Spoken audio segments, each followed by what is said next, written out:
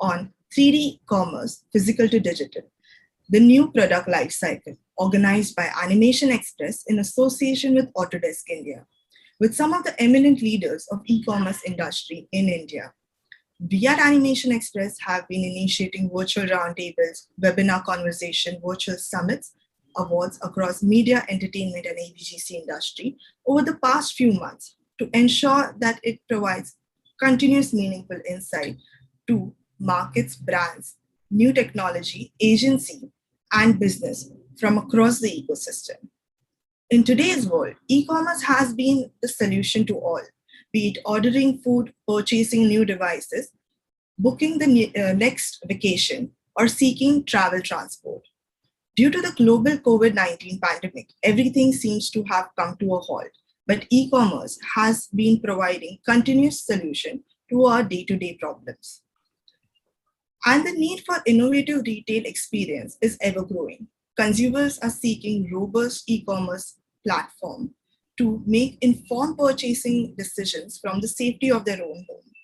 The importance of 3D commerce is greater now, more than ever before, as more and more people move to online shopping for common goods, enhancing that their shopping experiences has never been more relevant.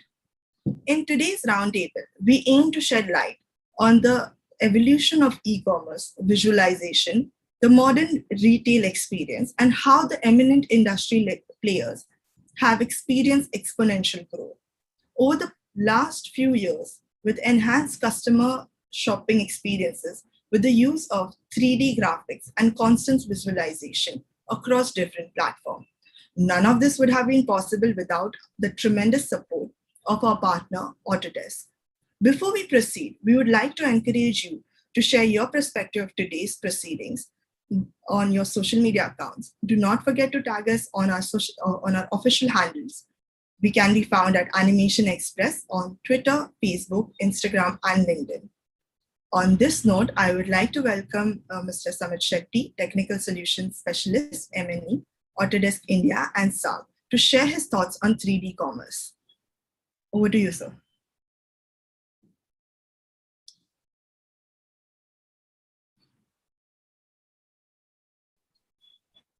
Samit, can you become visible, please? Samit. Yes. I'm just... Wave the magic wand. Thank you so much, Shreya, for the lovely introduction. Thank you, Mr. Anil, and thank you, Animation Express, for this for hosting this wonderful event.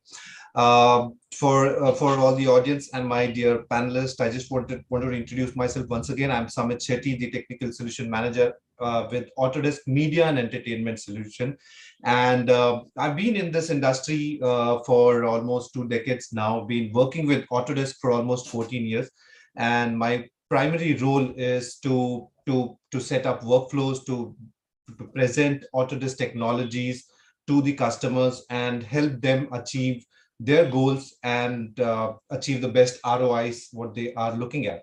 Now, a lot of us know Autodesk as an Autodesk AutoCAD company, whereas when media and entertainment customers are concerned, they know Autodesk as 3ds Max and Maya company. But just to let everyone know, Autodesk is primarily in all streams, be it one of the fantastic infrastructures you've seen. Probably Autodesk has been an integral part of designing that infrastructure, be it bridges, be it mechanism, be it the best looking cars. So we generally say that you touch anything, any object, and probably Autodesk has been an integral part in designing that object, be it anything. And of course, not to forget the media and entertainment division, which Autodesk is also very pioneer in. But we also know that Autodesk Media and Entertainment present always was in film and television, games, and design and visualization. We've always seen fantastic animated movies in which Autodesk softwares and solutions were used to create these huge series or movies and stuff like that. Best visual effects shots was created using Autodesk technologies.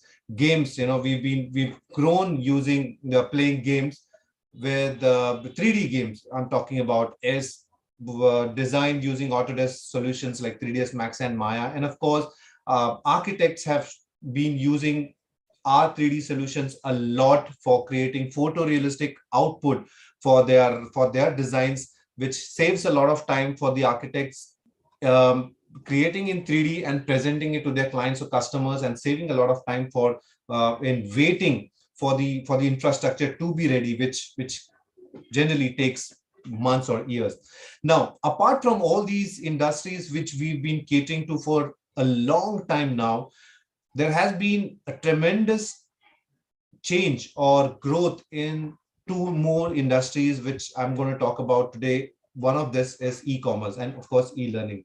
Why is, we all know e-learning was there for quite a long time, but during pandemic, it increased a lot. The scope increased a lot because the schooling was hybrid, or it is now hybrid, but it was all from home, and the material which was needed for learning, I mean, converting the textbooks to 3D content became much more important, and hence the e-learning industries, the adoption of 3D softwares and our technology in the e-learning companies has grown tremendously. Now, talking about e-commerce, Shreya has already given an idea about what e-commerce, how e-commerce business is growing. And of course, we have our all dear panelists, the experts who are going to talk about the growth of e-commerce business. But technology-wise, also, Autodesk has seen a huge growth and adoption of 3D softwares, 3D solutions in the e-commerce business. And why and how is what I'm going to quickly present. I'm not going to take too much of time, but I just wanted to talk about is the same solutions which our film and television customers, the gaming customers, the design visualization customers have been using for years, are now being used by our e-learning and e-commerce customers. And it's the same, our hero products like 3ds Max, Maya, Mudbox, Character Generator, or Arnold and Recap Pro, along with our production management tool, which is ShotGrid. These are the tools which even Autodesk have been working on for years to make sure that the customers get the best out of the entire workflow. These are not separate tools. Of course, they are separate tools, but we have somewhere in the background managed to create a workflow which eventually helps the artist or the studio or the organization to get the best benefit out of it. So what do I mean by using technology and tools? What are these customers doing? So as I said, for years, our customers have been producing imageries which are not real, but they are so convincing that it looks photorealistic, but they are completely CG.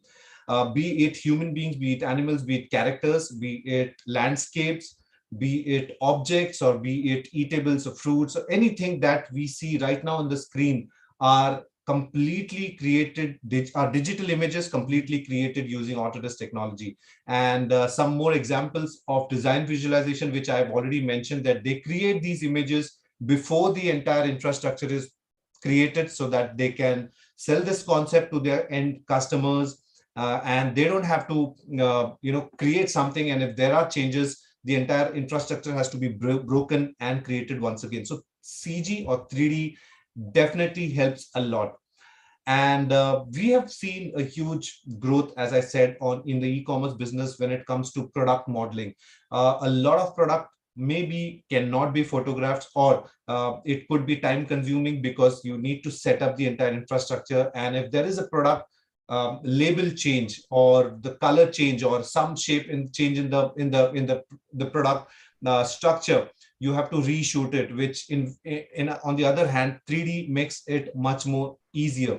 And of course, if there are situations where you want to show some liquid splash and all, which is tedious and time consuming to do in real shoots, 3D makes it really possible and affordable. So the whole idea was to talk about how e-commerce companies are adapting 3D technology in their portfolio to scale up the business, at the same time save a lot of time, and also if the products are has a wide range of color schemes and so on, You don't need to create those products or photograph those products again and again and again. Digitally, it can be very easily done.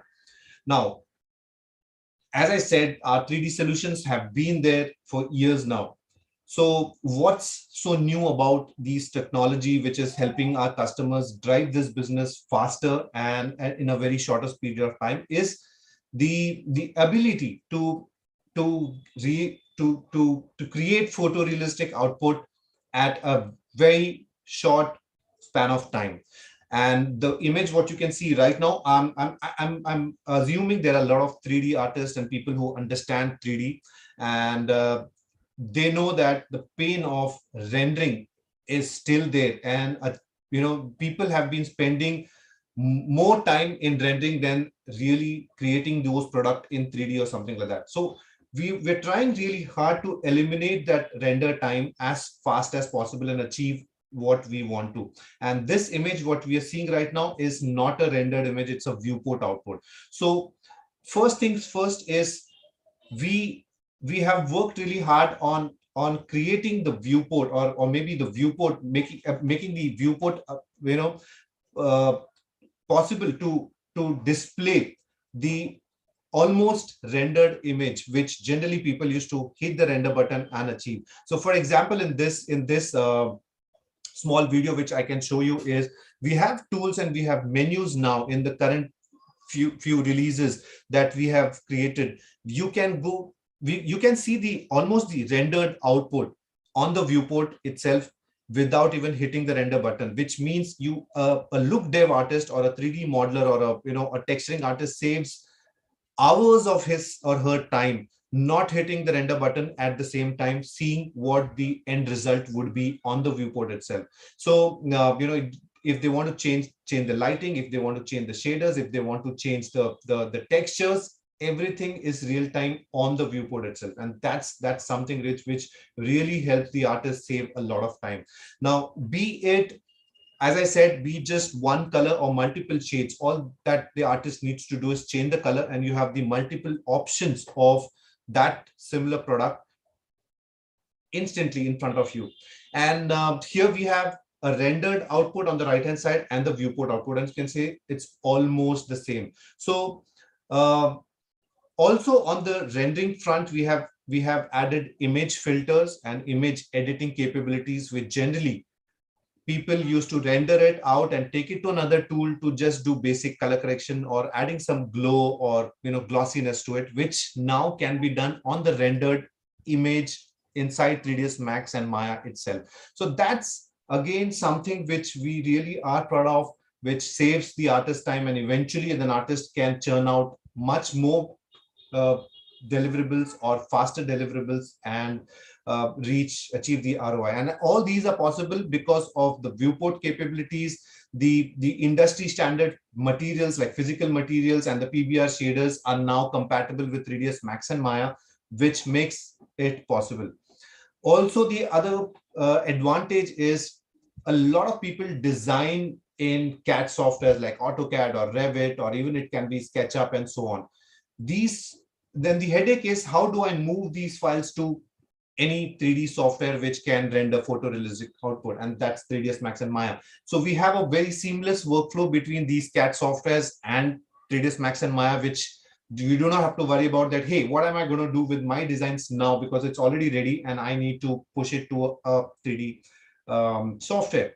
Absolutely seamless. Now, I spoke about what made these possible.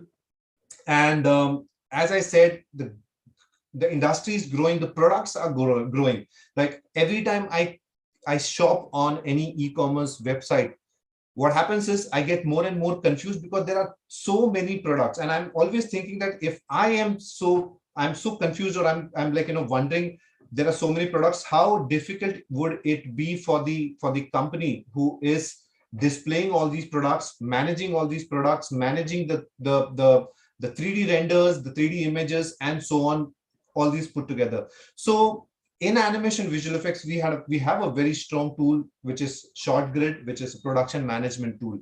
And trust me, it was invented, or it was developed within the media and entertainment ecosystem, but it's a production tracking, media collaboration, everything under one roof, which means you can use it for any industry, be it an architecture and engineering industry, be it design and manufacturing industry, be it media industry or anything, because all you're going to do is track your, you plan your entire pipeline, schedules it, view how your schedules are moving on timely, daily basis, weekly basis, or something, or extract reports and work in a collaborative environment. So like how I said, 3D softwares are meant for 3D artists, but tools like Shotgun or ShotGrid, we just rebranded it from Shotgun to ShotGrid. So the name is changed right now, but the software remains the same. So the tools like Shotgun or ShotGrid is for everyone in the hierarchy, right from the bottom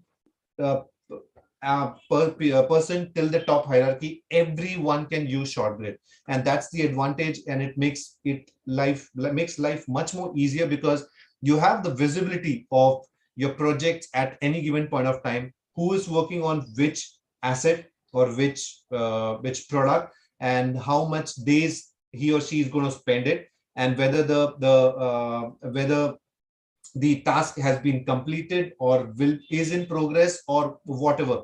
Everything can be extracted as a report at any given point of time, on daily basis, weekly basis, or monthly basis. And this report is real time. Like, it refreshes any artist who has updated the status. And as a owner, I just extract the report. I get the exact report at that particular point of time. And if after 10-15 minutes of projecting the report, if I refresh the page, everything changes because somebody has updated in the last 5 or 7 minutes. So it's a live sheet or live cloud-based tool where everyone works in a collaborative environment. So talking about tools and technologies, I just wanted to give a gist of how Autodesk as a technology company not just is serving media, film and television and game industry, but we are rapidly growing and providing our solutions to e-commerce company as well.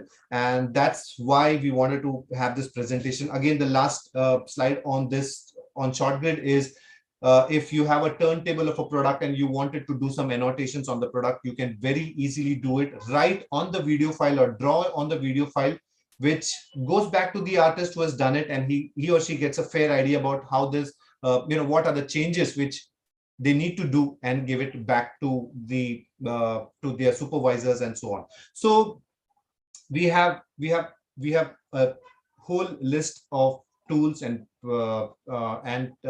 solutions, which we call it as, which go hand in hand, and you can very easily move your 3D files from one tool to another seamlessly, or we can say one-click workflow, and achieve what I have shown today. And with that, I think I would just give a gist that these are the products which I was talking about. And if anyone has questions, please, you guys can just put it on the chat box or on the Q&A area. I would be more than happy to answer them. Yeah, so I actually have a lot of questions. You're as erudite and as sharp as ever, Samit. When will that ever go away from you? Sorry? You're as erudite and sharp as ever. When will you ever lose that edge? I don't think so. I don't want to lose that unless you want me to. No, I don't want you to. I was just complimenting you. So you need, anyway, coming back again. So, we know that what's the difference in utilization of your products now by the outside segment internationally and India and in India? What's the, are more people using it for e-commerce? Are they using it internationally more? Are they using it more in India? And what has been the hurdle in India, if there has been a hurdle? So, so the fact is, it's everywhere equally. I mean, we know that India has been a very popular country always for outsourced work. So, of course, in the West, they adapt any kind of new technologies faster. So when they thought that, hey, instead of photographs, let's do a 3D output of a product so that we have XYZ benefits. After that happened, what they realized is they have thousands and thousands of products. Now, it is very difficult for them to create those many because of the studio size or the company size or the 3D setup size, and they started outsourcing. I would say in India, in the last 1.5, 2 years, I have seen new studios. Like, you've been in the industry, that whenever you hear that a new studio has come up, first thing you'll ask is, hey, is it an animation studio or a VFX studio or a gaming studio? But lately we've heard a lot of studios which has come up, who are e-commerce, like, who are studios who cater to the e-commerce business only, exclusively. They don't do animation, they don't do anything. They do modeling, texturing, and rendering. It could be a video file out of it. It could be an image or multiple frames and so on. So it's growing everywhere, but I have seen this kind of growth a lot, not in the APAC region, other than India, but obviously in the West and India for sure. Okay. And is it just larger studios, or is it startups who are using the product, your products, to develop great solutions for clients, like either e-commerce platforms or FMCG companies or product companies? See, so larger studios have always been pioneered into animation and visual effects. So they would not want to suddenly change their pipe or provide their services to e-commerce. But I have seen a lot of new studios coming up, and new ventures who are exclusively for e-commerce. Yeah, and they're finding your products affordable as well, not just in terms of as a good tool, but they're finding them affordable as well. Yes, I'll tell you why. See, the thing is, what is affordable is, if I have to achieve something and by buying 5 softwares or 5 tools, that's a cost. What if you get all these 5 in one? So that's something which we have been working on, because we don't want people to buy one tool from us and 4 more plugins or something from other market. So we've been like I didn't mention it here, but we have our flagship product, that is 3ds Max and Maya. We had our old renderer, which was Mental Ray, which we felt that industry is not completely liking it. So we discontinued Mental Ray and we acquired a company called as Solid Angle, which used to develop a tool called as Arnold. And Arnold is a renderer. And Arnold was already very popular in Hollywood and Bollywood movies. The people have done movies like Gravity and all, right? So it's that level of photorealism which Arnold could produce. We acquired that company and we put Arnold inside Max and Maya free of cost. So imagine the cost saved for a studio. Then there was a need of tools like, of course, it's not useful for the e-commerce business, but it's effects related, where you want to create water simulation, where you want to create clouds and blast and all that stuff. People used to totally depend on a third-party tool. We rewrote our old tool, which is Bifrost for Maya, and we put it inside free of cost. So that's again a great thing for a company who don't want to invest on 5 tools, but one tool which can do various things. Okay, but that didn't answer my question on affordability. While you're integrating, you're spending money on buying pieces of products which are needed. Affordability is exactly like, if they spend 100 rupees buying 5 products and my product is for just 25-30 rupees. Okay, don't go with this rupees thing, but I'm just giving an example. It's affordable for the studios, right? So that's where it goes. Like, they don't have to spend more on other plugins because we are giving it for free, and that means it's affordable. I get it. Yeah, but there are many other local also solutions coming up. So how are you all coping with those? So yeah, obviously technology will grow. It's not that Autodesk is the only company which will think of new ideas and technology and all. Everyone will keep coming up. At the same time, what are we doing is we are also very aggressively working on our technology. We have also we keep acquiring tools which are already successful. Like, as you said, new tools. People are writing new tools, but it takes a while for them to be established, because there are a lot of R&Ds. People will evaluate it. If they don't like it, they might not go with it, and so on.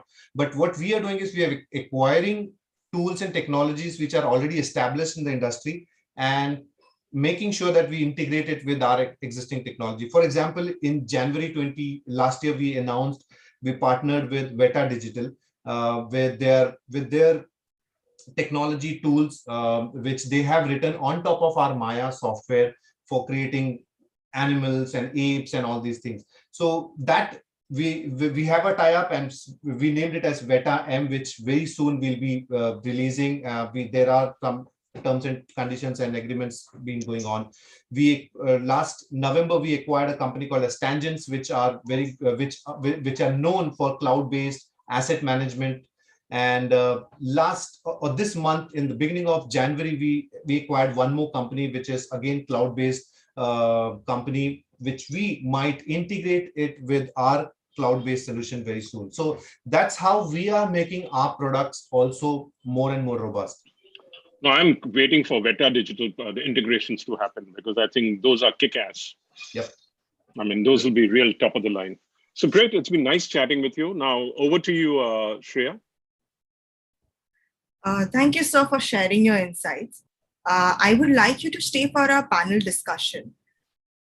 Sure. Both of us, right? I can go? Yeah. No. You have to stay, sir. Okay. I was just pulling your leg. So now I would like to welcome our esteemed set of panelists for the panel discussion on 3D commerce, physical to digital, the new product life cycle. I'd like to welcome Tommy Halls-Posh, Head of 3D, Bright River,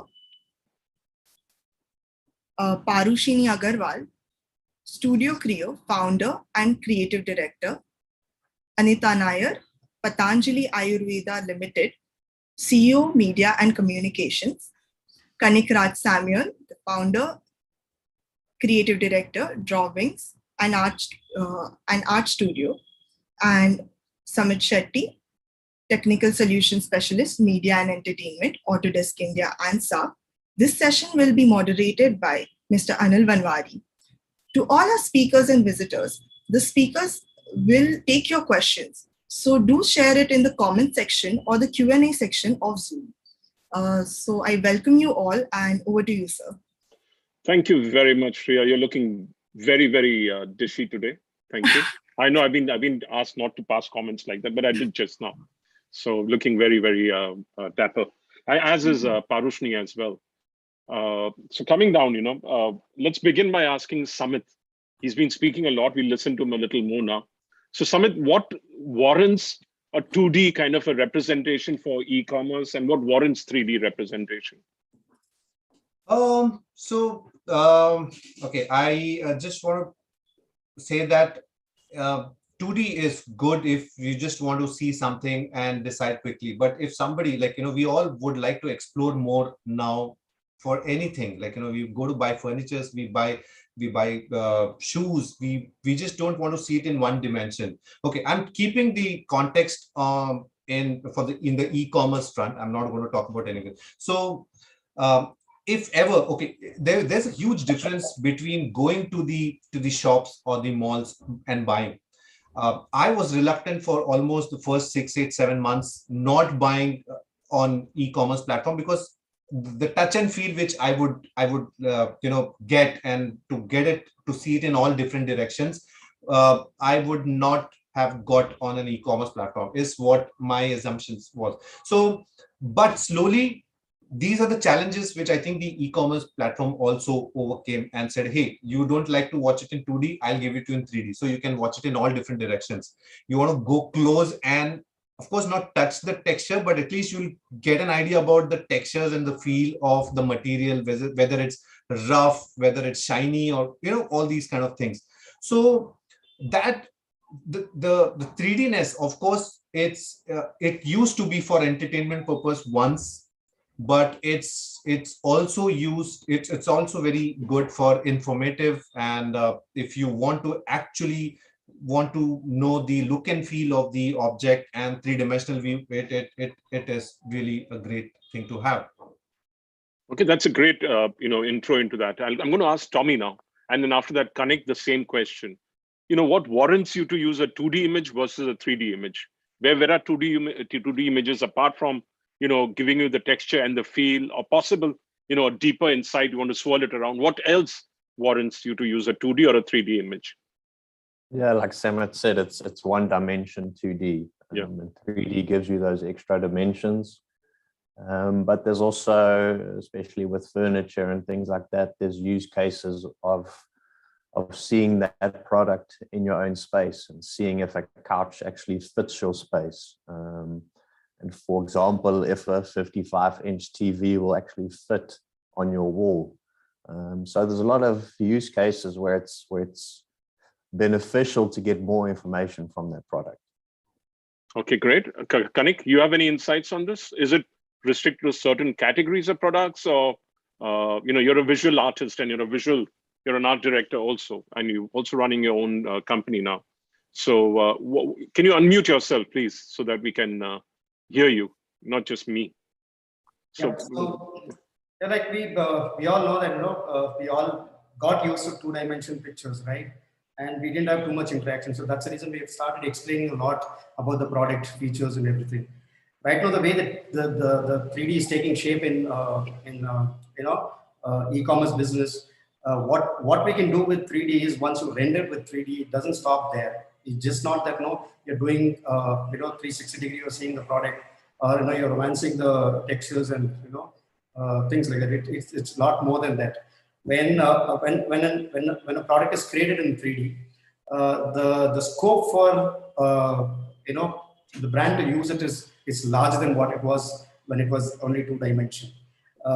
Simply, if you have to give an example, when I'm shopping in an online product, if I pick up any product, if it is a 3D rendered product, and it doesn't stop only visualizing the way it is in 3D, if you add augmented experience for it, you snap your phone on that, it just comes alive, it comes real to your surface, and then you drag and drop it, and you can measure it, drag and drop it, and see it in actual sizes, how it looks. You don't have to have text written. You can do embedded films within that. You can have holograms coming and talking about the features of it. And you can actually touch and feel and see. If it is a fridge, you can just open, touch and feel and see the temperature of it. Just open the fridge and see the surface of it, how it is inside. And you can change the colors and see that's how augmented reality is taking 3D and giving a holistic experience of how exactly the product has to be seen.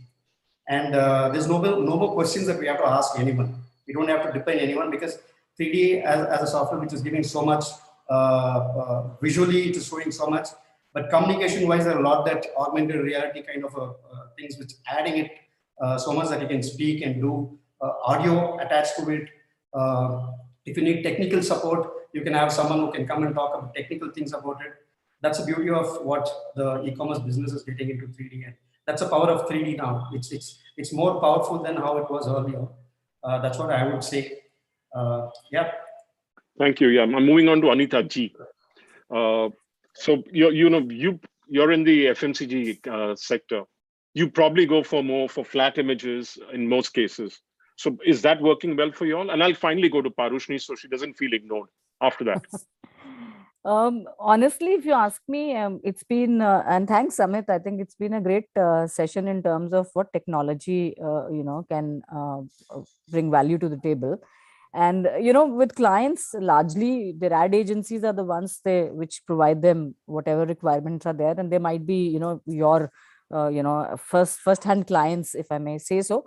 But what is interesting from the session is also the fact that, I think the whole technology brings about something which is real to me, and pardon my non-technical language, but I think it's something that brings a product live, number two. And the third thing is that, the whole experience in FMCG sector, like many other product categories, packaging is very important, and we all know from, our old days in advertising that, many a times you pick up a product from the shelf just because you like the packaging of the product. And I think that impulse purchase even happens today. You cannot take that away.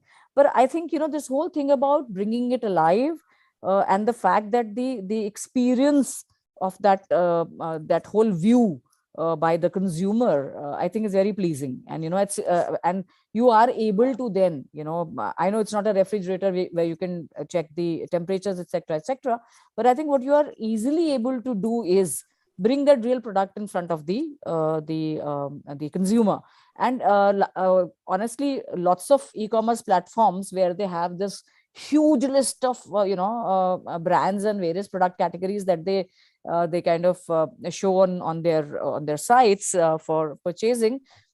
If they were to really use the studios where the rendering happens, and the advantages obviously being adaptability to my mind convenience, and I think the third important thing is this whole thing about rendering in different ways and forms to attract the consumers. I think it's a great thing, honestly, if you ask me. And as a client, I would definitely want that my agency or whoever is providing us, whether it is in the area of packaging or whether it is for sure pure experience of 3D of a product category, would be very interesting. No, but y'all are dealing mainly with 2D, right? Mainly, y'all are. Yeah, currently, mainly 2D, depending on what communication mediums and vehicles one is using. But I mean, if I am listing my store, for example, on one of the e-commerce platforms, and there I am, showcasing my product category and the whole range, I think it'll add another dimension to it. A very attractive dimension for the consumer. And obviously, the information comes in because the first thing that hits you is the picture and not the text, as we all know. So the first thing that you see there in terms of the impression and the visual impression, I think is extremely important. And I think this, technology caters to it beautifully. Great. Now on to the youngest member of the panel, I would think, Parushni. Thank you. So yeah. So where do you use 2D as a interior designer? Where do you use 2D? Where do you use 3D? How do you make the choice between that? I think after looking at Samit's presentation, most of the products that he spoke about work really well with our industry.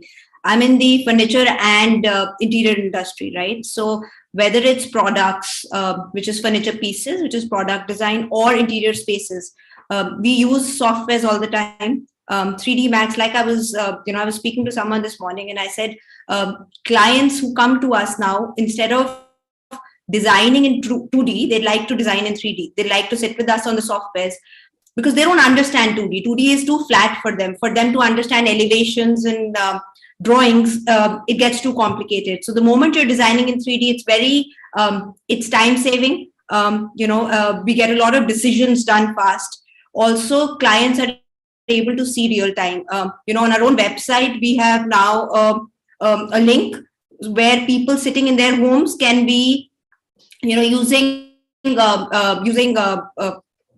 things like Oculus Quest, right? They can be inside our showroom through virtual reality.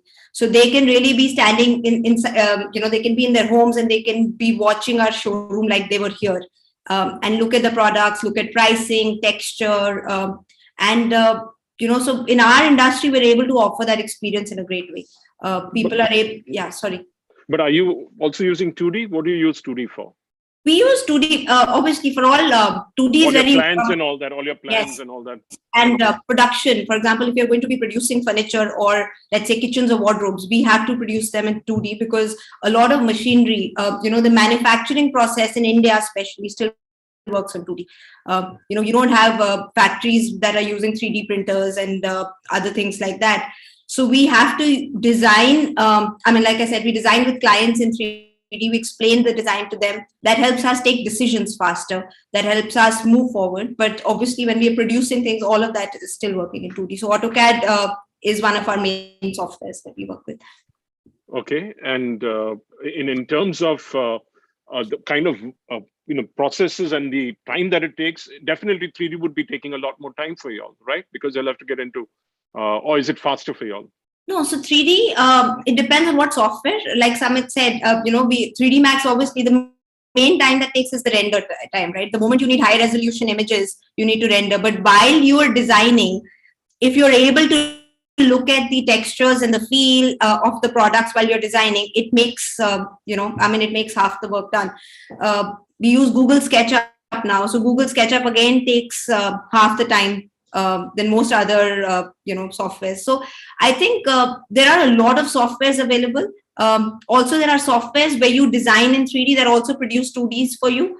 So you don't have to go back to making a 2D drawing once you've done the design. So while you're designing in 3D, and then it produces the production drawings and it produces the AutoCAD and the dimension drawings for us. So it makes our work a lot easier. Okay, I'm going to jump to Tommy now. Tommy, you're from the Netherlands, the wonderful land of coffee, and from close to Amsterdam, the wonderful world of coffee shops. So, what are the kind of experiences that customers are enjoying in e-commerce marketplace in Netherlands and in other parts of Europe as compared to, let's say in India, where we have more flattish and 2D. We are moving towards 3D modeling, but what are the kind of experiences they're enjoying and what are they looking for? Yeah, so what we see with our clients, also based in the US, is that there's usually a few reasons why they start thinking about incorporating 3D or CGI within their processes. And usually, like we mentioned, there's obviously benefits of 3D. There's reasons and to give customers more information, a better view of the product. And related to CGI, that's usually a cost-saving benefit. Photography ends up being quite expensive, and if you are making digital assets, then why not also render those and create product renders and lifestyle renders of those products?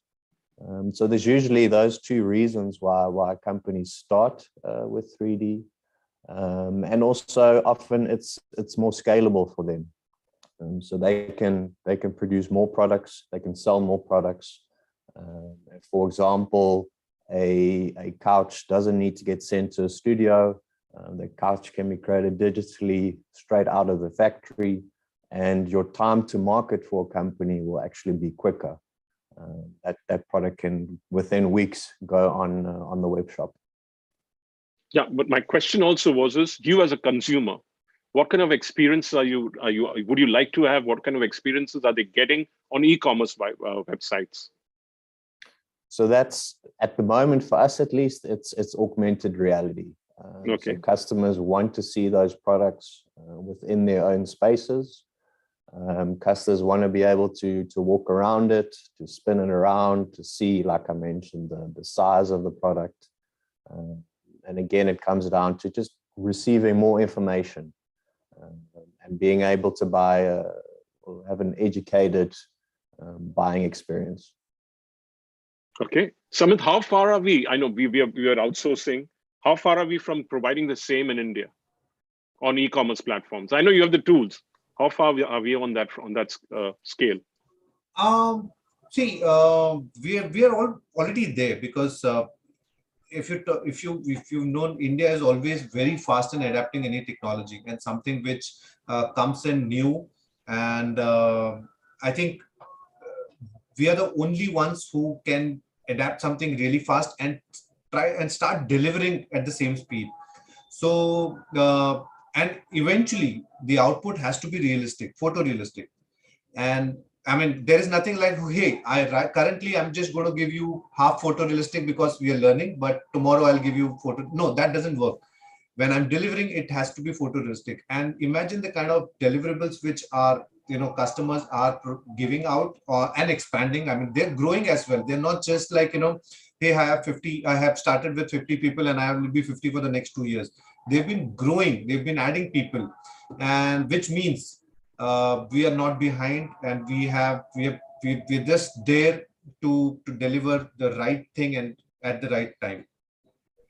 So you're saying the experience also as far as customers, because when the largest platforms are Amazon, Flipkart, and all of these, and the experiences there can be a lot more, a lot to be desired. While you get the product, you get it at a better price, but the experiences, I don't see any of the AR, VR, XR on that. I see it more on niche platforms. So there's a great opportunity there. True. See, even e-commerce platforms need a technology growth or need something to add more to it. Like, this is something which I've heard from the e-commerce companies. Initially, 3 photographs of any product would suffice. Like, they would be good, but now they need at least 6, or for certain product, they need a complete, stitched images for 360 and so on. And products are also growing. Like, there are a lot of entrepreneurs who are coming up with smaller, technology, some tools and objects. It could be headphones. It could be so many things. And they have smaller SKUs, smaller unit numbers. Yep. So all these needs to be displayed in the right way. And of course, everyone now has those apps in our hands, in our pockets. Like, I just can keep checking whole day and then it will still not be over, right? And why will I stick to a particular place is because I'm getting more options of that particular, it could be object or SKUs, to explore more. And only then will I buy. And we all know that, the e-commerce business is growing and everyone has started shopping sitting at home.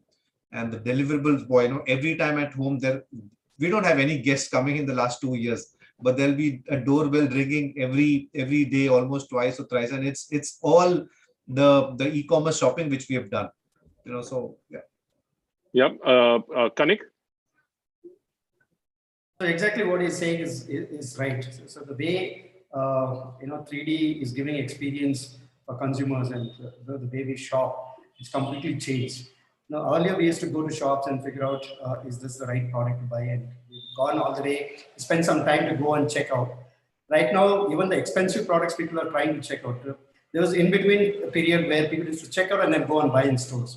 Now that era is getting little away and people have started buying more and more online just because purely they were able to experience what they were supposed to experience in the store. So that's the beauty of it. Now it's become so convenient that, even in terms of the way the production is happening, in terms of how we create and show the product to the user, it's become very, very, accurate. It's become very perfect. So there's no need for us to go out, step out.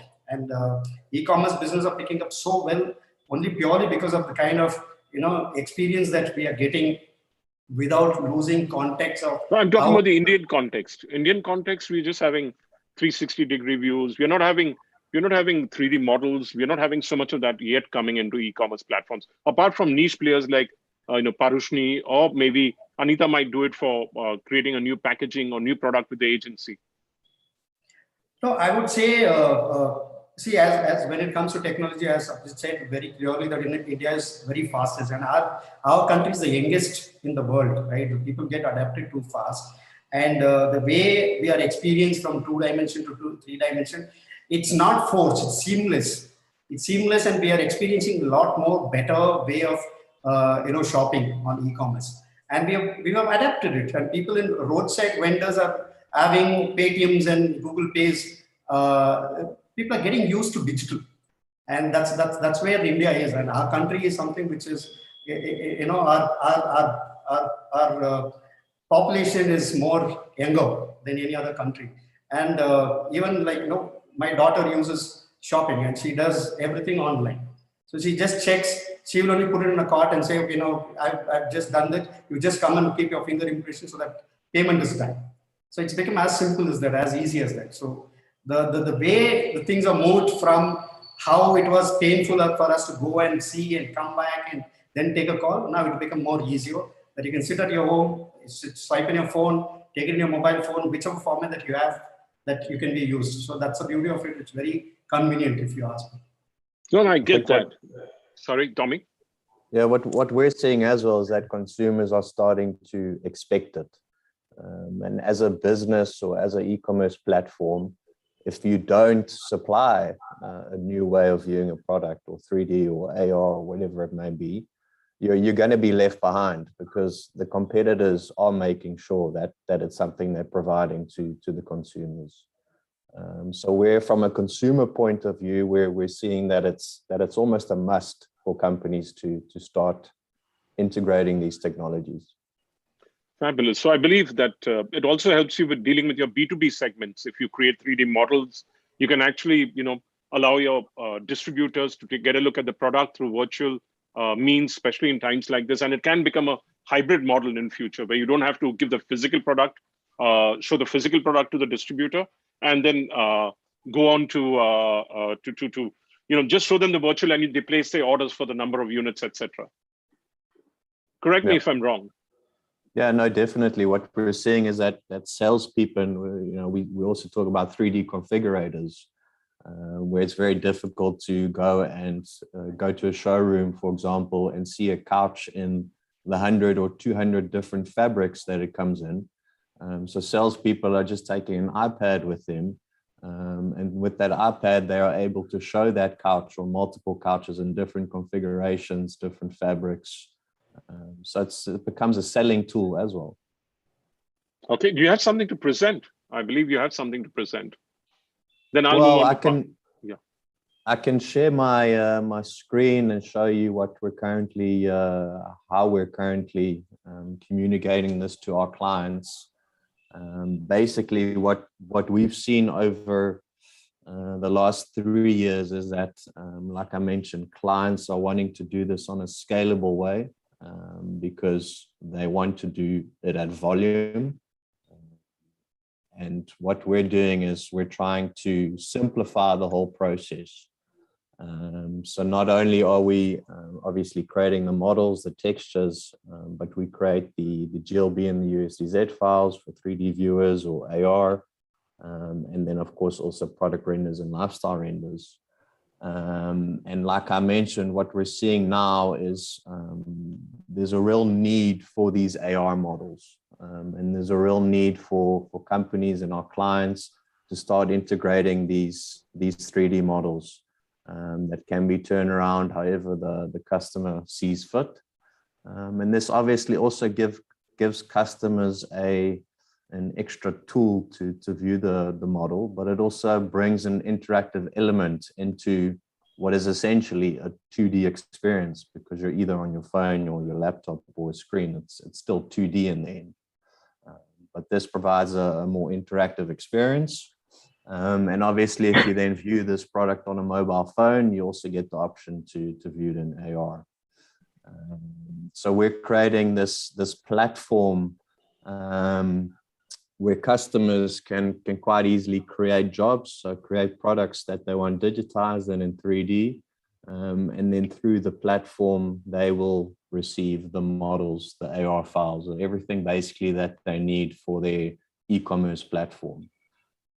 And we do this on scale for Amazon, for example.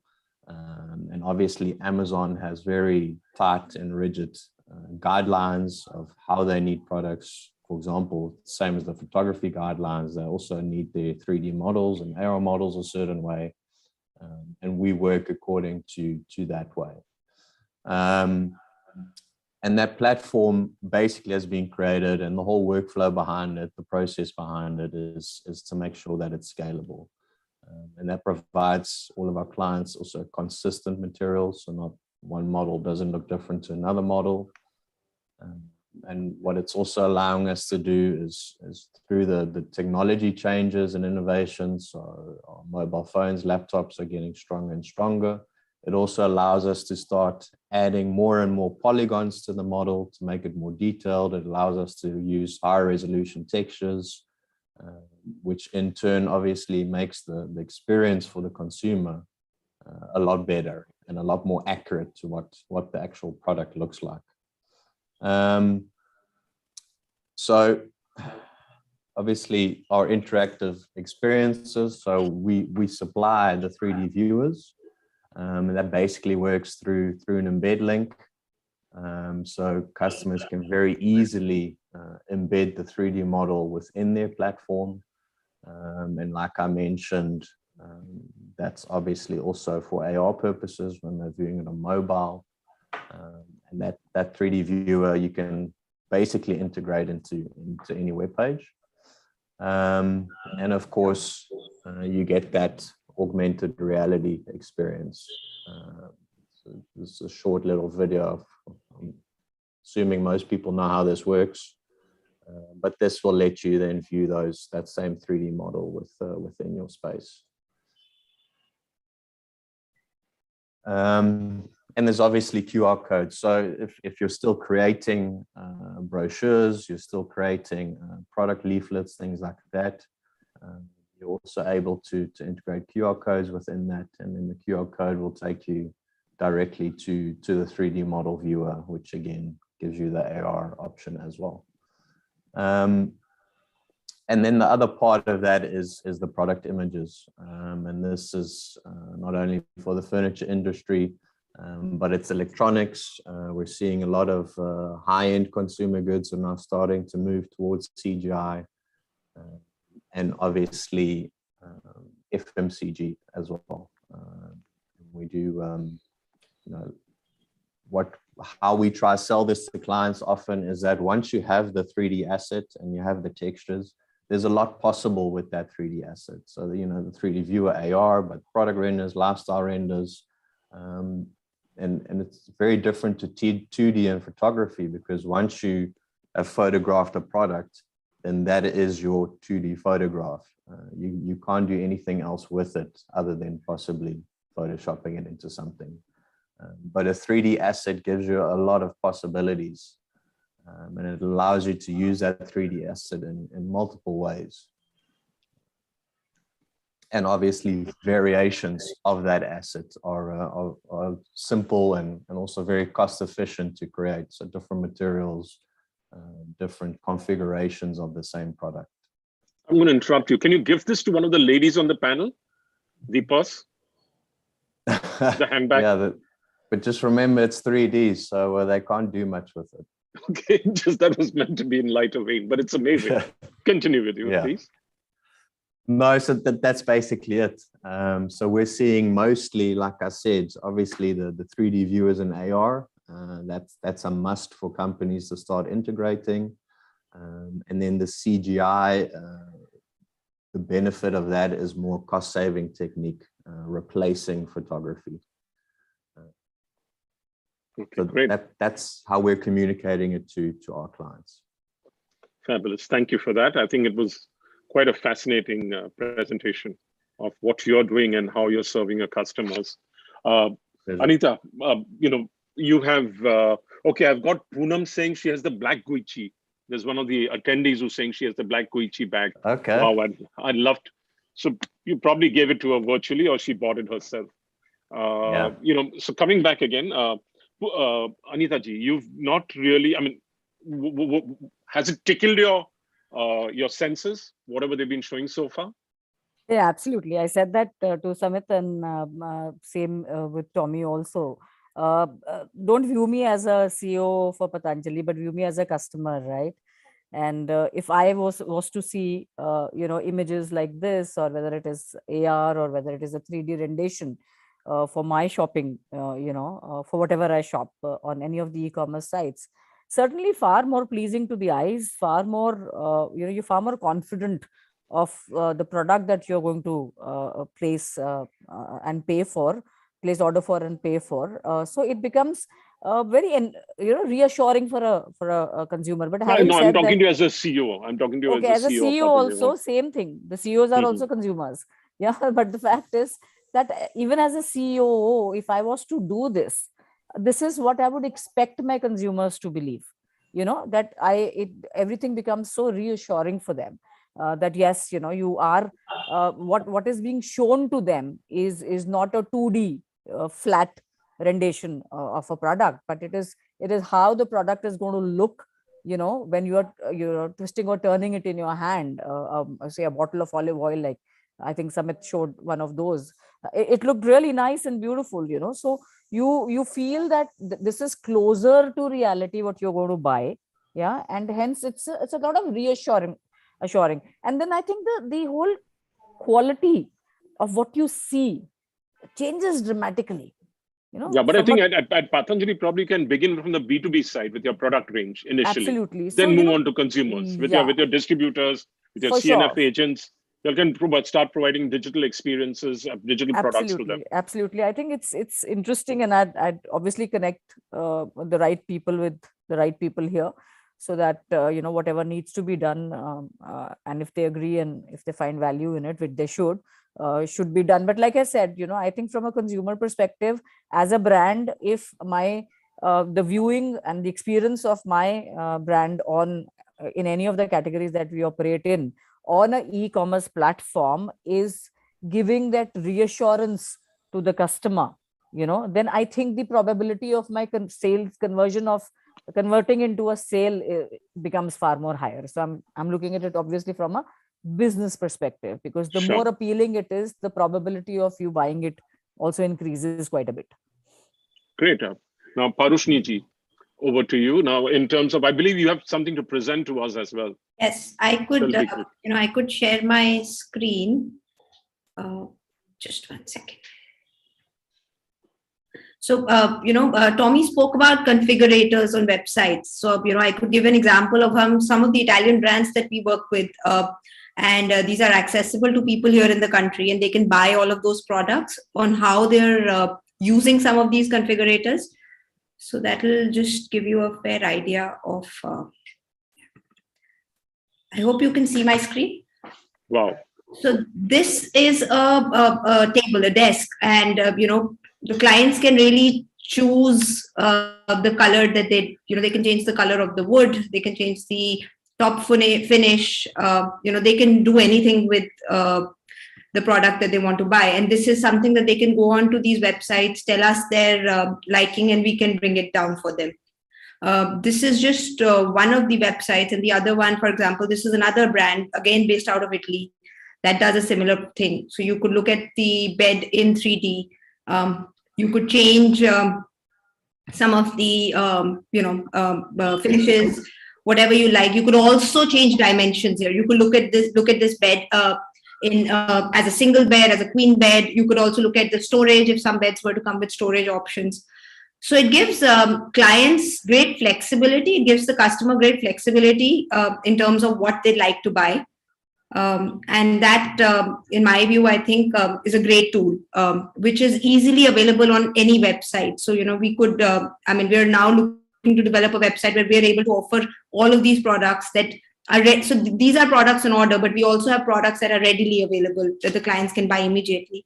So, we want to create a collection of that on our own website. And I think it's just great what this industry is doing. Fabulous. Anything else you want to show off? Yes, maybe.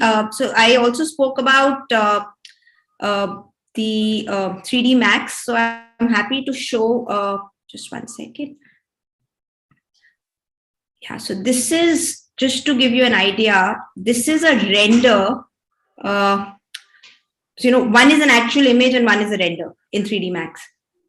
So one is the real space that was finally constructed, and one is the 3D Max render. So this gives the clients, so when you design, you're able to show them in an image, and then you're able to also give them a product which is almost there.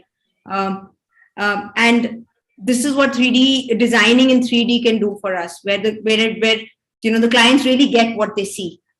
But if I was to design this bar in 2D, it would be very difficult for the client to understand what the final product is going to be, right? So, these tools are really doing, they're almost like helping designers, they're helping e-commerce websites, they're helping all of us a great deal. And I think it's just amazing.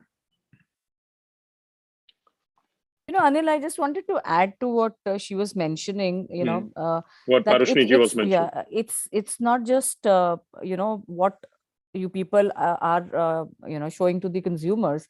But I think internally, even for organizations to be able to do their R&D internally, and I'm talking from my perspective to say, does my Dant Kanti look good in these colors?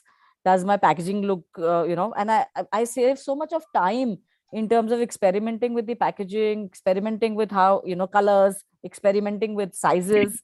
It's such a time saver that you really don't need to keep going back to the drawing board.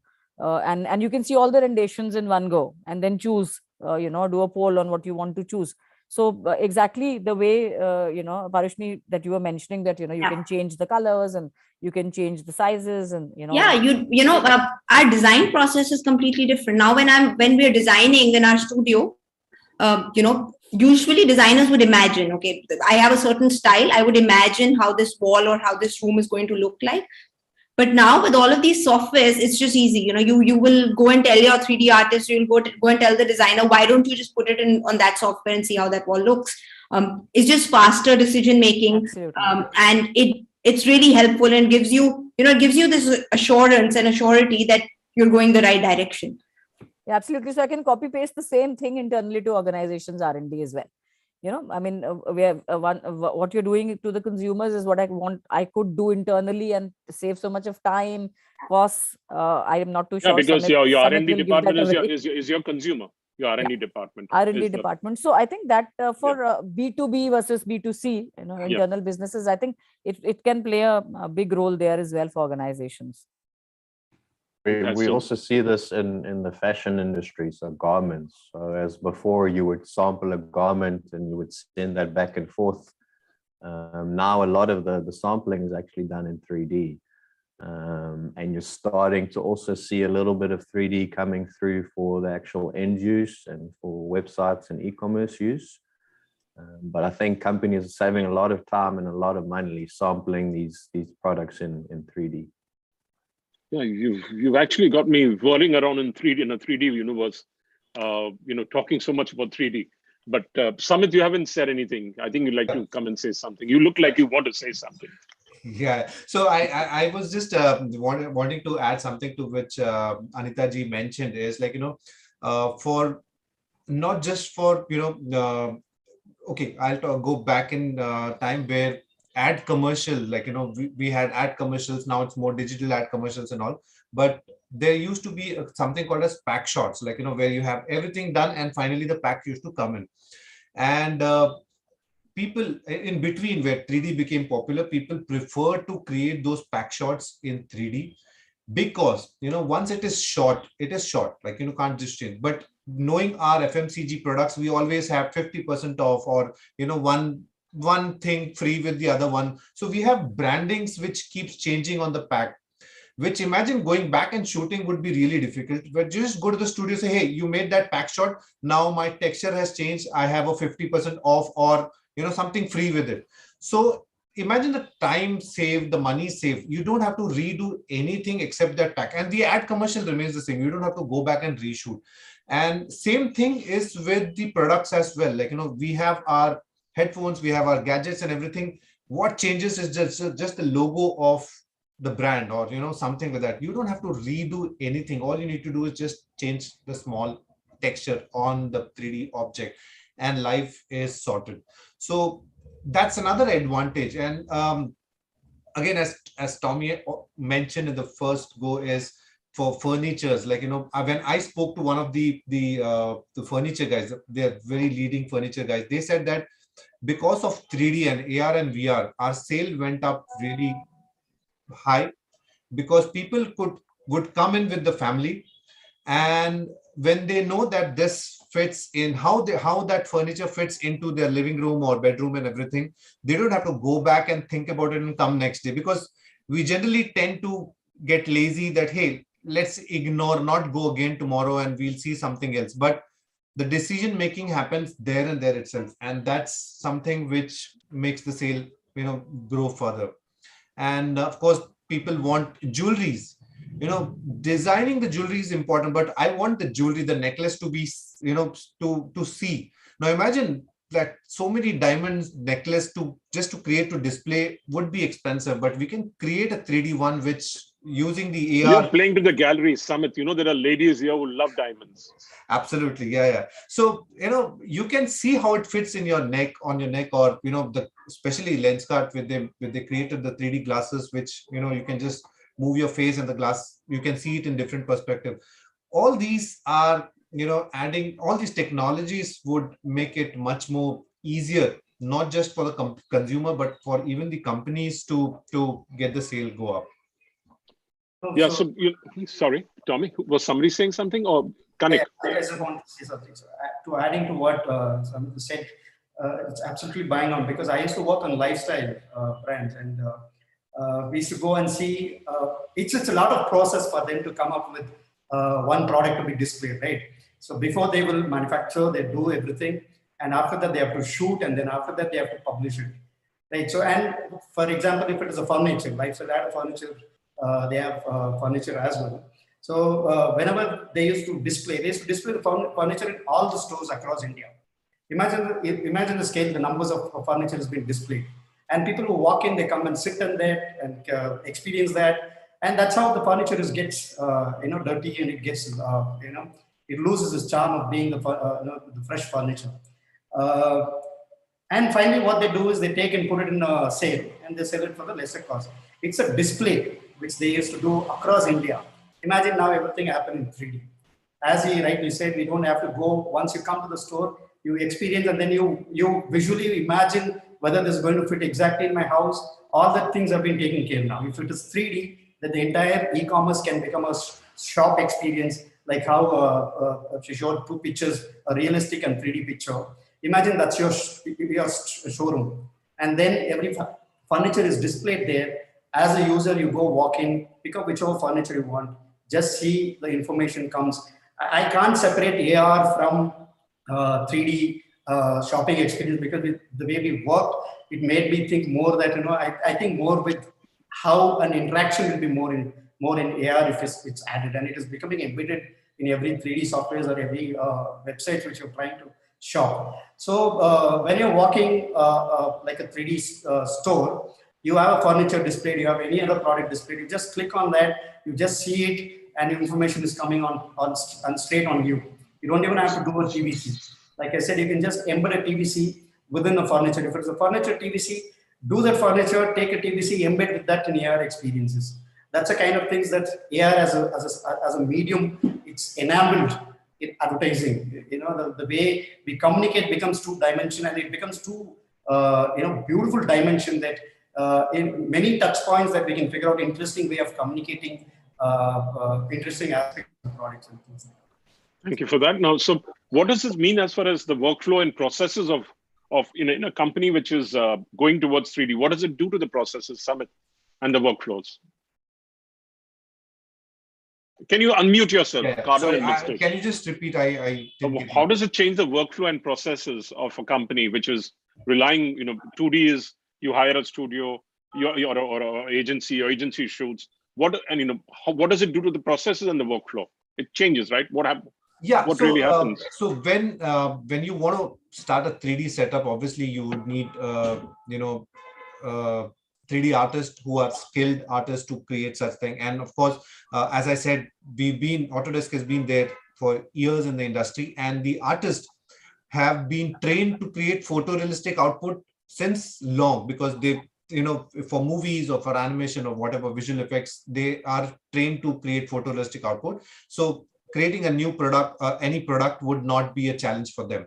So artist availability is, of course, there, and talent is great here in India. They would need to invest on certain tools, technologies. There are a lot of technology and tools available, but it's up to the customer or the studio who have to decide and make the workflow smoother and easier.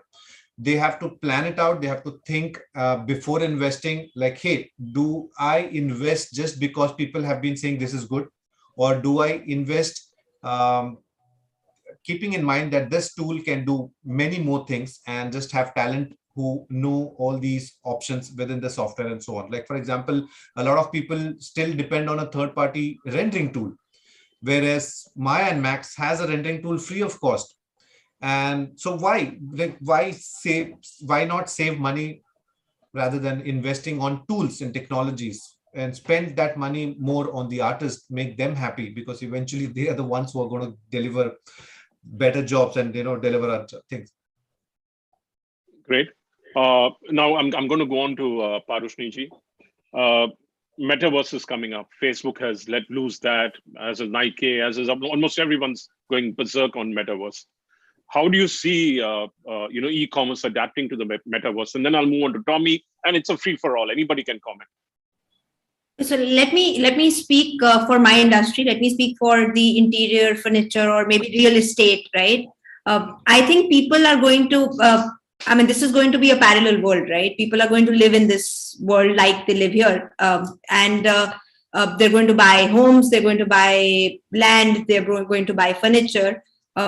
So at least for us, I think, people are going to buy apartments, and they're going to replicate, or, either way, right? So they could, the way I live currently, or maybe I have a showroom like my showroom, my studio right now in that world where people can experience that and buy products. But also, so I could replicate it either way, and I think it's going to come out in a big way. Again, especially in our industry, because they can also meet more people in the metaverse, right? They can meet more people. They can show off their product, their homes, whether it's cars, whether it's clothes, whether it's the fashion industry or especially the interior industry. They can showcase that in that world, and I think that is going to be very relevant, and it is going to really come up in the next few years. Okay.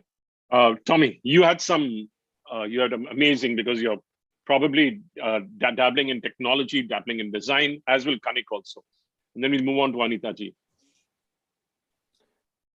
Yeah, I think, I mean, obviously the metaverse is probably the next big thing. And what's going to end up happening is that everybody or companies are going to have to digitize all of their products into 3D. And yeah, if what you're seeing now with Nike and Adidas, all these big companies are starting to delve into it. And I think that the companies are going to be the ones that are going to adopt the metaverse first and start either selling their digital assets or start selling real assets within the metaverse. But I think what makes it interesting is that it's an entire 3D world, and everything we see and do there is in 3D. So I think it's unfortunate that we might start living like that, because we should just live in the real world. But I don't think there's any denying either that it's going to be big. Yeah, but so how is that going to impact e-commerce is what I was asking also. Well, I think a lot of the shopping we do now, like I mentioned, shopping on your laptop or your phone, whatever it may be, it's still a two-dimensional experience. Even though you're seeing a 3D product and you can turn it around, you're still looking at a 2D screen. And obviously the metaverse actually brings you within that 3D world, and through either AR or VR or mixed reality, you're now able to actually experience the 3D world in a much different way than what we do now. And regarding to shopping, it will be a completely different experience to shop like that. And I think that, again, brings a lot of extra detail, extra information that we can get from that shopping experience. And again, it benefits the buying experience. Okay, Kanik? And then I'll go to Samit and to Anita ji and to, yeah. Yeah, so according to me, the way I look at metaverse, a lot of interesting things is happening in metaverse. When you're putting the whole context, if you put this context into fashion, how this industry is taking. So imagine a brand ambassador like Virat Kohli, who's getting charged so much. Imagine you clone him and multiple Virat Kohlis are there, and he can perform much better than what he's doing. He doesn't have to go advertise for certain kind of things. He can just be cloned, and then you can use him in metaverse format, and then you can make him a brand ambassador and do a lot more thing than what he can physically do. Because when you're shooting someone like a celebrity like him, it is a lot of things that we go through, right? It's a things that, the process of shooting a celebrity itself is a very difficult challenge. Imagine now if you have to, in this metaverse world, if you have to get this 3D of the same person, and if you give voice, so that's what we call digital doubles and the digital twins. But I'm yeah. So if you're adding voice to it, if you're adding so many things can be happening with this, I think this world is going to become too, very, very comfortable in terms of how we see ourselves doing multiple things with our own, avatar.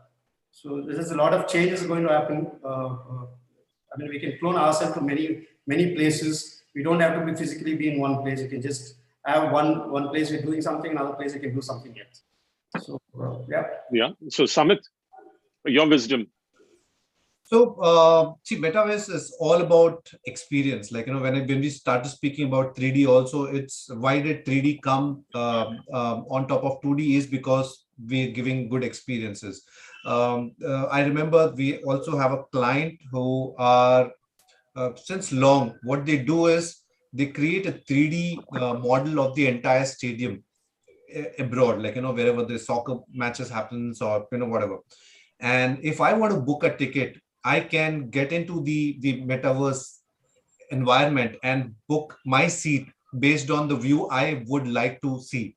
That's so these kind of things will increase slowly, and not just slowly, rapidly, because if everyone starts adapting it, consumers, technology, and the tech, all these partners, once they all come together, this experience would increase. And it could be for entertainment, it could be for business, it could be for games, anything. But slowly and steadily, what we see is growth of, we're coming very close to the experience right now, which we cannot do. Would the chances of that happening is quite very possible with this metaverse world. Yeah, Parushni ji, your fantasy world about the metaverse. My fantasy world, that's an interesting question. Yeah. So I think I put you on the spot. I know you're have, curling your lips. I put you on the spot. No, but that's all right. So I'd say I'd like to be in Florence, sitting by one of the fountains, at a nice property with Tuscany as the backdrop. I mean, I could imagine I could be sitting here and be sitting there at the same time. Like they said, my twin could be either way. So, I mean, there's just so much, it's crazy. I mean, like I said, virtual reality also, the moment you wear those glasses and the moment you're sitting inside a theater or you're playing a ball of ping pong, a game of ping pong, it just takes you another world. You forget where you are standing, right? It's that real. So I think, I mean, it could be, there's so many things that I'd like to do and fulfill them with. No, but your ideal one is Florence with your husband or with a friend? No, with my husband and my daughter. Okay. All right. Because the fantasy world is something else. Maybe the husband's at home. Yeah. And you're having a girls' night out. Yeah, maybe that as well. Yeah. I didn't mean anything else, please. I may be naughty, but not that naughty. Yeah. So, Anita, in terms of, where do you see a group like Patanjali in the metaverse? It's an interesting question, because I think there is a huge gap, if you really ask me, from where we are and the world of metaverse, which we cannot ignore. So brands like ours, I think the faster we adapt ourselves and follow the world of metaverse, where it is what reality is, right? I think the faster it will help the businesses grow. And I'm not talking only about Patanjali. I think many brands like ours who are not really up there in terms of the metaverse world, but I think it's getting there. It's important, and I kind of endorse everybody's views which they are mentioning. So Kanik, actually Virat Kohli is going to then ask for rights in for the metaverse world, because if you're going to clone him so much and he's only getting paid for one shoot, then it's going to be tough. But the other, just to flip this, the other aspect, the whole metaverse thing, from a technology perspective, from a growth perspective, modernization, whatever you may call it, whatever word you may use, look at how it's going to hurt the physical world. So that is something that should be the brands should be a little worried about, because if this is what is the future, which it looks like, then what are you going to do with your brick and mortar, and how is it going to impact your physical shopping, so to say, for the lack of another word. So important to my mind. I think while technologies come to India late, but we guys are very fast in adapting, as everybody else says, and I completely agree. I think it's very important for everyone, all categories, to really adapt quickly, so that you are not see, the physical world is not going anywhere.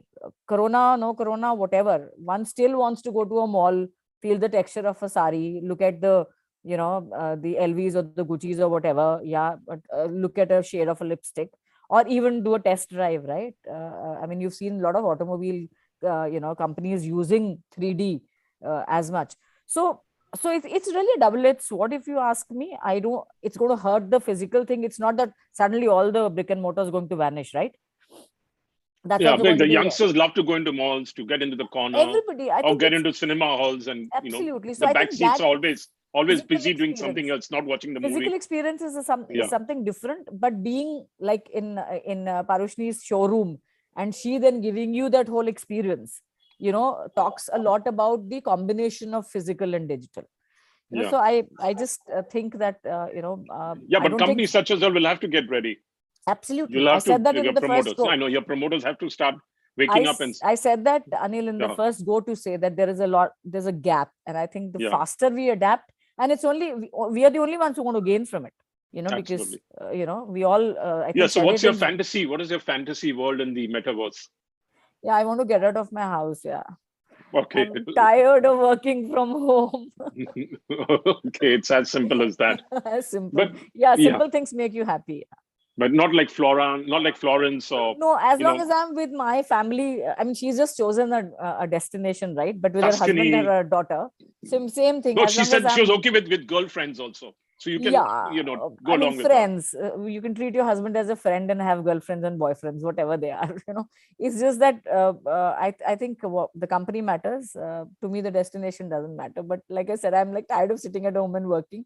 It was good old days when you would to drive to office and talk to 10 people, and there is nothing like a face-to-face meeting, those relationships, those passions, and that. So you're that not a thing you person who's can't going to really go aggressive on the metaverse personally. You won't do a virtual drive to office. You won't you'll want to go out. Yeah, I would want to. I would Okay. want to. Yes. I might mean, be the likes old of Tommy, school, I but think, I would want to. yeah, Tommy would like to be at home, right? I would love to be at home and not move out. I'm one of I'd those love to couch move out. potato. Yeah, I don't mind being at home as long as you're comfortable, and obviously being with your family more is a benefit. But I think, like for me, like Samit said, for me it will be more experiences within the metaverse, and that doesn't necessarily mean this world. You can have experiences on Mars or in the universe somewhere, and I think that will bring a lot of interesting possibilities. Yeah, Kanik. And then I'll move on to the questions. This was just and then I'll ask Samit his fantasy world also. Fantasy world, if you ask me, in the metaverse. I don't know what I really want to be. I miss my. I mean, I can't miss my family going out somewhere. But if at all I want to do something, I would clone all of entire family, and then we will take wherever we want to go. But yeah, fantasy. I want to become multiple personalities and see myself. What is that personality I can be? There are a lot of fantasy personalities which I wanted to be. I want to try and clone myself and see how I look in that personality. So if at all things happens like that, probably I want to see myself as an actor, myself as a painter. I want to see myself as multiple disciplinary that I want to do, which I am not able to physically do with my oneself. But metaverse, probably in that kind of fantasy world, I can probably clone and do what I want to really do. Well said. Samit. Well, I agree to Kanik. I would like to, you also want multiple personalities. Digital twin of my family and save my travel cost. But anyways, my problem is totally different, because what I like to do in my daily life is I don't think metaverse can do that, because I like to go to the gym, which I don't think metaverse would do anything good for me. I like to click pictures. I'm a good photographer. I don't want to go to a metaverse world and click pictures which I can digitally create as well. So it's good for a while. And as also Anita ji said, you cannot ignore it, because a lot of people started ignoring VR and AR in the initial stages and saying, hey, this is not what we have to do. But somewhere, the crowd behind you pushes you, then you experience it, you like it, and it's okay. I mean, it's good for an experience when you want to do something or in terms of business, entertainment and all, but that cannot be life, of course, for sure. Okay, I'm trying to figure out, are you for it? Are you against it? I'm confused. No. So I'm not against it, but if you ask me like my fantasy world or something like that, I really don't want that. Okay, so you're a bit old school like Anita. Absolutely. Anita. Yep. Okay, great. So Thanks, younger Amit. people, yeah. So the younger people are more. Anyway, I won't go there. I won't talk about age, etc. You better So now don't. Yeah, I won't. I mean, I guess I'll end up with the wrong end of the shoe if I do that with Anita ji. So coming back again now, there are questions here. So somebody has stated over there she wants to become Iron Woman in Metaverse. So fantasy escape worlds. Now let's get on to the questions. Many e-commerce platforms add in the terms and conditions that the actual product and color could be different from the display picture. And often consumers land up with a product which looks different. How can technology solve this problem? And who wants to take it up? Tommy seems to be all ready to take the plunge. Okay. Well, I think like Parishni also mentioned, configurators are the perfect way of showing a different product in various different configurations, with the added benefit that model is always consistent and the same, and all you're doing is changing the material. And then again, that output that you're actually showing the consumer is very consistent, and the lighting on it is exactly the same on the different materials. And again, the model stays exactly the same. So I think there's a lot of benefits in that sense. Okay. So the next, sorry. Can I add? Go ahead, Parishni, go ahead. Okay, so we've often faced that issue, and being in an industry where people buy furniture, when they look at something on a website, on an e-commerce website, no matter how much you show the material, you could show high resolution images, you could show as an image as detailed as possible, but there are times that the customer will come back and say that this does not look the same. Because I may be looking at the website on my phone, somebody may be looking at it on an iPad, somebody on a computer, and the resolutions are different and the product looks different. So there's always that difference. But again, that has to be the feel, and the feel has to remain, right? As long as the overall product looks, let's say 95% similar, you're able to achieve that 95%. But I'd still say that, there is always that, because I see a product different from how my friend would see it. Okay. But technology, can it solve that problem? You're saying, it can't. I think it can to a large extent. It can 95, 98%, but there is still that chance because you're still viewing it digitally. You're not looking at it in person. So again, I think these questions have been answered. How important it is to use 3D visuals. I think we've answered this throughout this session that we've had. And then how much do you need to invest in tech? You want to give a figure, Parishni ji, that you've invested in tech for 3D versus 2D? I think it's limitless. What you can do now with a lot of these 3D softwares, there's so much you can do. So really, I wouldn't have a necessary figure, but I think I wouldn't have the numbers necessarily. But so you need a high-end computer. Okay, am I being shut out because there's a poll coming up? Yes. You need a high-end. You need lots of processing power. Yes. Or if you could be having a dumb machine, but you'll need a lot of cloud rendering or cloud bandwidth also you'll need. So approximately, just a figure because they want to know. But if you need a good high-end computer, it's not going to cost you less than a desktop, or is not going to cost you less than a lakh and a half rupees. Okay. India. And then if you're going to get 3D Max and all of those softwares, you will have an annual charge, which I think Samit will be able to give more details about. So there is investment. But I think using the right products is also going to get you the right results. If I'm going to use fake softwares, it's not going to be the same anyway. So that investment is very important. Tommy, you want to throw in some light on this, Tommy? Yeah. Well, yeah, it's also not just money, right? It's also experience, and you need the right people and the expertise to to be able to do and create what you want. So the 3D artists and the art directors and the stylists are also very important in that calculation. So how much you think in euros would it be upfront investment? You'll need what, 50,000 euros? That's about 50,000 euros would be 40 lakhs in terms of investment, if I'm correct.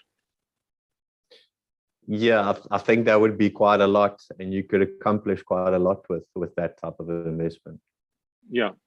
So obviously the prices for 3D artists in Europe or the US are different than in India. The hourly rate basically will determine who you can get at what experience level, and the software and the hardware is all pretty consistent cost-wise. Okay, so this is probably something which again Tommy can take up. Have brands seen a rise in sales of customer engagement due to better quality product visuals and 3D models? Have they seen better returns and better? And even Parushniji can take it up because.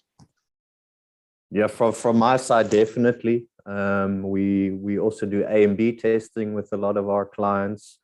And that A/B testing definitely shows that having either 3D viewers, AR, whatever it may be, increases conversions.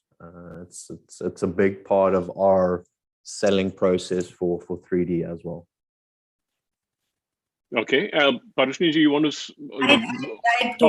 flat 2D versus a flat 3D? Which one gets better uptake?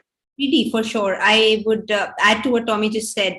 Selling in 3D, designing in 3D, the customer understands it saves time. Like I said, you have faster decisions. So that's saving time is also money, right? I mean, it's faster decisions. You close orders quickly. So it's definitely a better. The returns go down because, they touch and feel the product.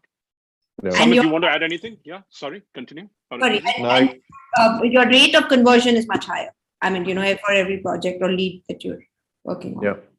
And like you said, the returns decrease because people are more aware of what they've bought, and they are not as disappointed when it comes into their hands. Anyone else wants to add anything on this point? I just want to add something here because see, there are two conceptions of how we envision cost and things like. For example, someone come and ask, okay, if we say, okay, this product can be rendered in 3D, and then this is a cost, you can render this product in 3D, and then you can use multiple way of using it, right? Clients usually have, people generally have that misconceptions of saying that, no, we have seen 3D rendering earlier. We used to render in 3D beautifully and then use it as a 2D image. So why do I have to spend so much money when I can go and shoot? So now the AR experience or other kind of experience which is adding, 3D has become much more beautiful software than before. It gives you a lot more scope than what it was earlier, because the way we look at product today and the way the communication can be built with this 3D object is very very beautiful, and a lot of information can be given with that, and the experience that you're going to get is beautiful. Because when I'm seeing it in an Apple phone, an image, and when I'm seeing it in an Android phone, it's a lot of difference in terms of colors and things, right? That's the reason we always have this issue of saying that, no, what I've seen is what I've not get. But when you're seeing in augmented reality, if you have to render something in a 3D and drag and drop next to your table and see the product, and then you're almost seeing 360 degree, which we have not seen before. And we are almost experiencing close to a material.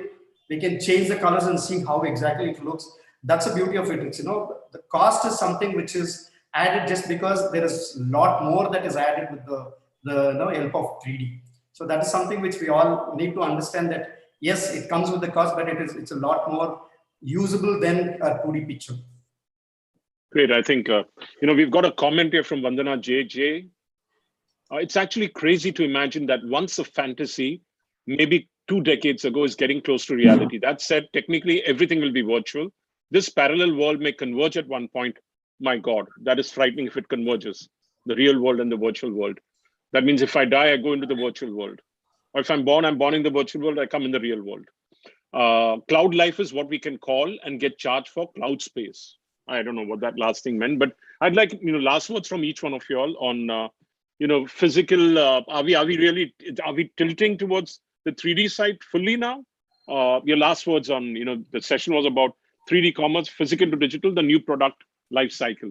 So has the 2D product life cycle of showing 2D images, is it tapering off?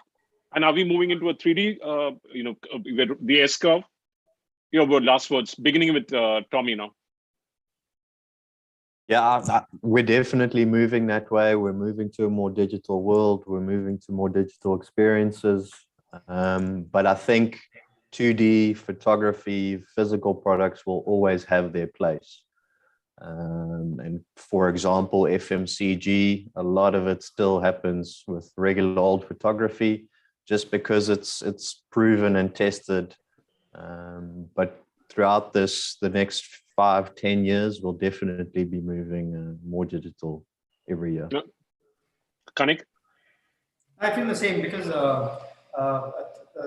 this 3D world, right? The way we have seen the objects, it's very different, and not every brand or every product can be designed in 3D.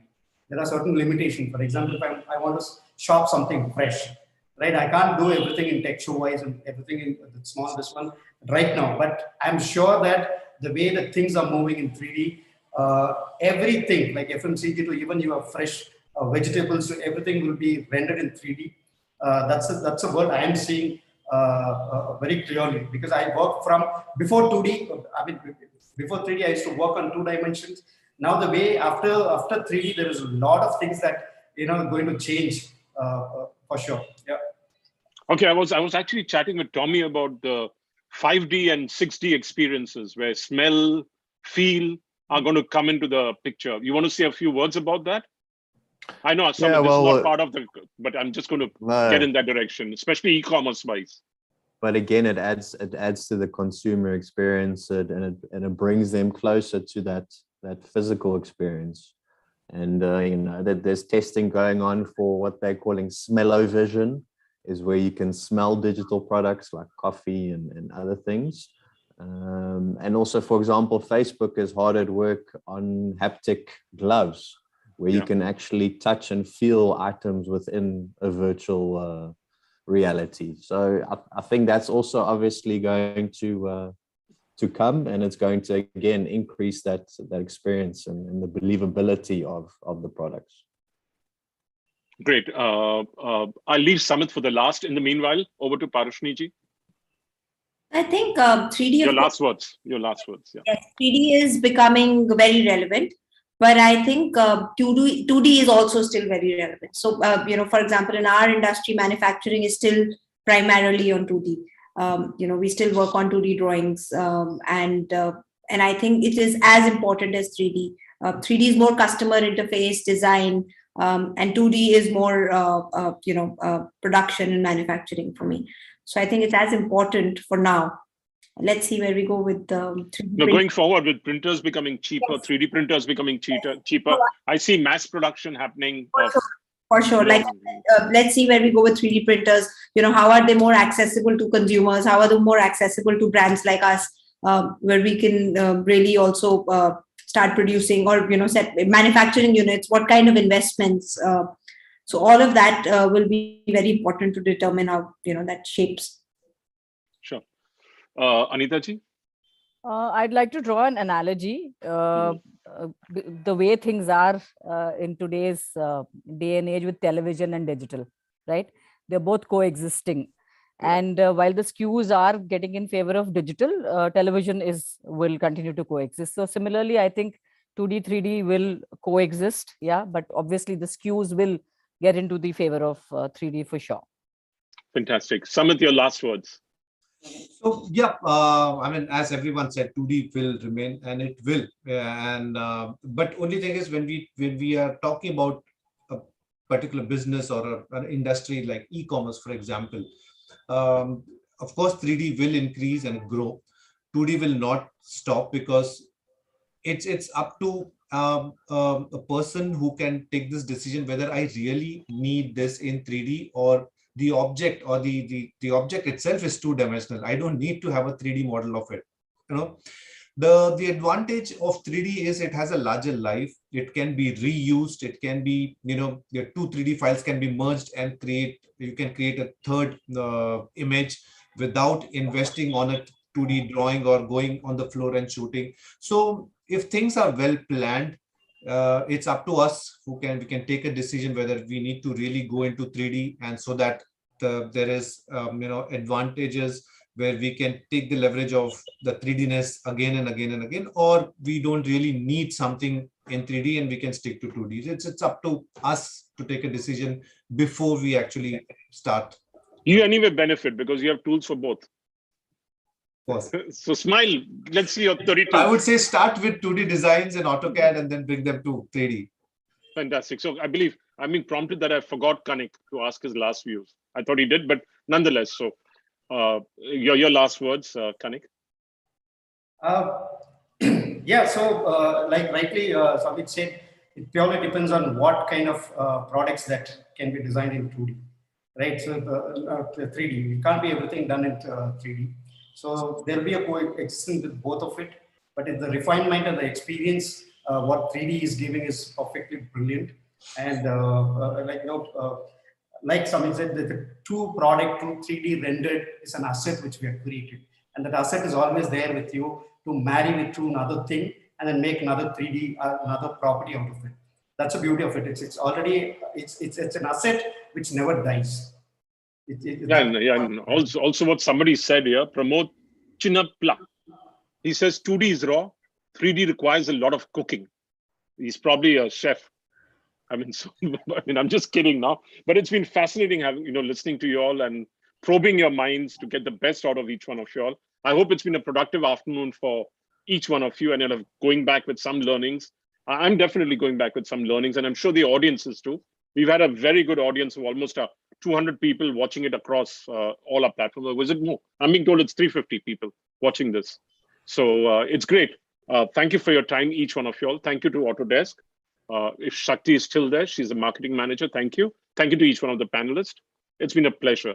And this is Anand Vanwari saying goodbye and thank you again. Have a great evening. Thank you for having us, Anil. Thank you. Thank you. Thank you. Thank you very much.